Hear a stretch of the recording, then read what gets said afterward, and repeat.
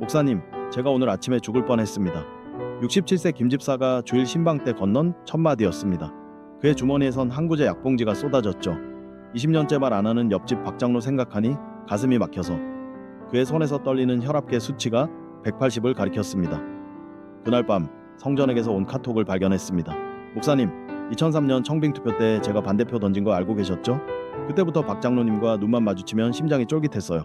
메시지 시간은 11시 55분. 다음날 새벽 두 사람의 집 현관문 앞에 서서 문득 생각했습니다. 이 좁은 복도에서 20년간 서로 외면했다고? 수요일 성전의 손에서 흘러나온 편지 봉투가 박 장로 책상 위에 놓였습니다. 형님, 그날 투표용지에 반대 도장 찍은 제 손가락이 아직도 아픕니다. 편지에서 떨어진 눈물 자국이 종이를 젖게 했죠. 다음날 새벽 5시 두 중년 남자가 교회 뒤뜰에서 마주쳤습니다. 형, 내가 잘못했어. 야, 그 말 기다리다 머리 하얗게 세웠잖아. 그들의 어깨를 짓누르던 20년짜리 짐은 눈물과 함께 땅에 떨어졌습니다. 다음 주일 박 장로가 주일학교 건물에서 정의 드릴 소리를 내기 시작했습니다. 옆집에서 매일 듣던 소린데 이제야 고맙게 느껴지네. 성전 집사는 화재 경보기 교체를 자청했습니다. 그들이 함께 청소한 화장실에서는 웃음소리가 터져나왔고 그 소문을 들은 청년들이 줄지어 찾아왔습니다. 3개월 뒤 수요천리하기도회에는 127명이 모였습니다. 작년 같은 날 7명이었던 것과 비교하면 놀라운 변화였습니다. 지금 이 순간 당신 스마트폰에 저장된 그 번호를 떠올려 보세요. 2013년 단체 카톡에서 시작된 오해? 2020년 마스크 나눔 때 생긴 감정의 상처, 그 작은 틈새가 이제는 깊은 협곡이 되었나요? 한 통의 문자를 보내보세요.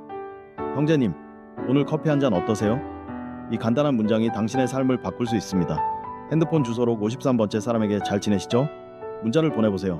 매일 아침 거울 앞에서 나는 오늘 땡땡님을 축복할 사람입니다 라고 말해보세요. 교회 출입문에서 3초간 멈춰 서서 내게 상처 준 사람을 위해 기도해보세요. 진짜 교회는 상처받을 각오가 있는 사람들이 모이는 곳입니다. 당신의 용기가 오늘 누군가의 혈압을 180에서 120으로 떨어뜨릴 수 있습니다. 지금 바로 당신 곁에 있는 그 사람의 손을 잡아보세요.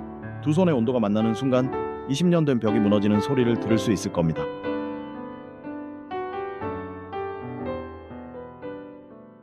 여러분, 인생에서 가장 중요한 프로젝트가 주어졌다고 상상해 보세요. 성공 확률이 희박하고 오직 믿음 하나로 승부해야 하는 미션입니다. 오늘은 창세기 24장에 등장하는 이름조차 기록되지 않은 한 남자의 이야기를 통해 이 질문에 다가가 봅니다. 그의 심장은 분명 우리보다 더 격렬하게 뛰었을 테니까요. 아브라함은 143의 노령에 이르러 마지막 소원을 품습니다. 아들 이삭의 결혼을 성사시키는 것인데 조건이 까다롭습니다. 가나안 여자는 안 돼. 내 고향, 내 친족 중에서 찾아와. 이 특명을 받은 이는 아브라함의 가장 신뢰받는 늙은 종입니다. 그는 집안의 모든 것을 책임졌던 충직한 존재로 그의 어깨 위에 놓인 것은 단순히 며느리감 찾아오기가 아니라 한 가문의 미래와 하나님의 약속을 잇는 중대한 사명이었죠. 실패는 상상조차 할 수 없는 선택지였습니다. 그는 10마리 낙타와 값진 예물을 챙겨 메소포타미아 나홀의 성으로 향합니다. 수백 킬로미터의 여정을 마치고 해질녘 여인들이 물을 기르러 나오는 우물가에 도착했을 때 피로에 지친 몸보다 더 무거운 것은 과연 해낼 수 있을까? 라는 불안이었을 겁니다. 이때 그는 놀라운 선택을 합니다.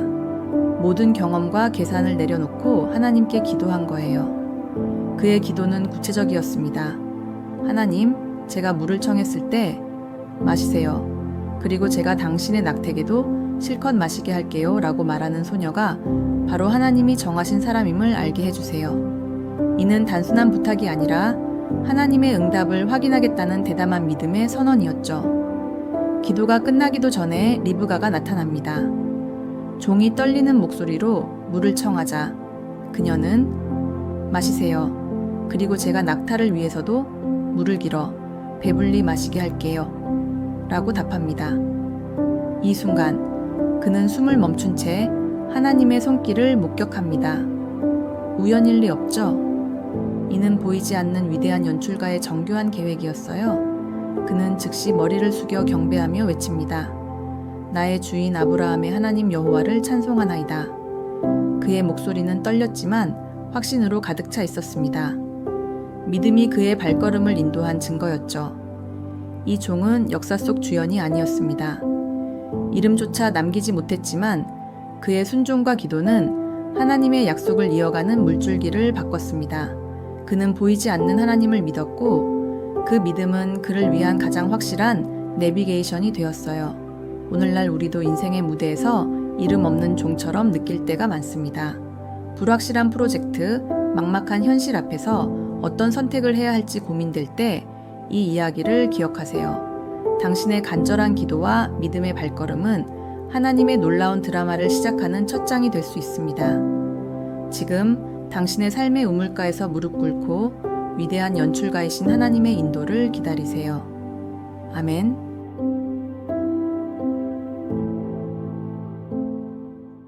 불꽃처럼 살 것인가? 꽃처럼 살 것인가? 당신의 심장이 마지막으로 불꽃처럼 뜨겁게 뛴 적이 언제인가요? 오늘 아침 알람 소리에 한숨 지었다면 당신의 불꽃은 이미 꺼져가고 있는지도 모릅니다. 나는 불꽃이요. 양복을 가리면 우리는 이름도 얼굴도 없이 오직 의병이요. 이 명대사를 남긴 고해씨는 드라마 미스터 션샤인의 여주인공으로 조선 최고의 사대부 집안 영예였지만 나라를 위해 의병이 된 인물입니다. 그녀는 손에 총을 처음 쥐었을 때 손이 떨렸습니다. 밤마다 총소리에 악몽을 꾸던 소심한 아가씨였죠. 하지만 누가 알았을까요? 그 떨리는 손이 조선 최고의 저격수가 될 줄은. 잠깐 지금 당신의 휴대폰을 확인해 보세요. 마지막으로 나 정말 행복해 라고 문자를 보낸 게 언제인가요? 기억나지 않는다고요? 그렇다면 당신은 아마도 꽃처럼 살고 있을지도 모릅니다. 아름답지만 금방 시들어버리는 꽃말이죠. 예수님은 제 목숨을 구원하고자 하면 잃을 것이요 라고 말씀하셨습니다. 이게 무슨 뜻일까요? 넷플릭스와 배달 음식으로 안락한 저녁을 보내는 것이 정말 구원일까요?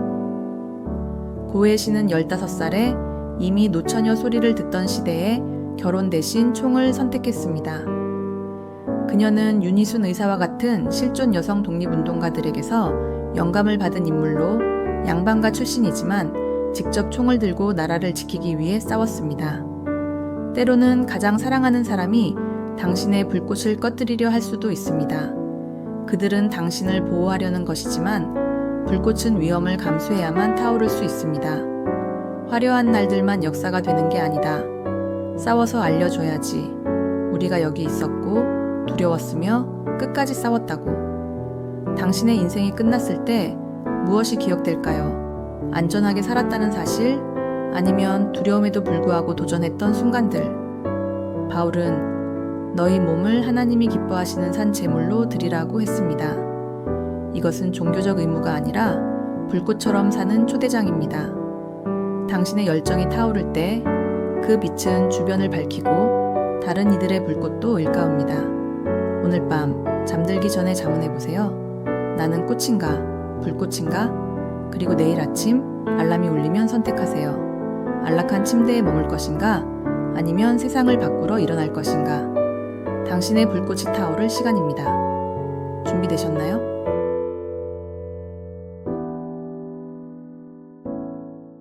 여러분 혹시 결혼 생활이 끝없는 겨울 한복판에 갇힌 것처럼 느껴진 적 있으신가요? 차가운 침묵이 집안을 감싸고 서로의 말 한마디가 얼음처럼 심장을 찌르는 그 순간 말입니다. 오늘은 부부관계의 혹독한 겨울을 지나 따뜻한 봄을 맞이하는 여정에 대해 이야기하려 합니다. 특히 성령님의 뜨거운 바람이 얼어붙은 마음을 어떻게 녹이고 사랑의 싹을 틔우는지 그 놀라운 변화를 함께 느껴봅시다. 몇 년 전 결혼 10년차 부부의 이야기가 제 가슴을 울렸습니다. 그들은 서로를 향한 마음이 완전히 식어버린 상태였죠.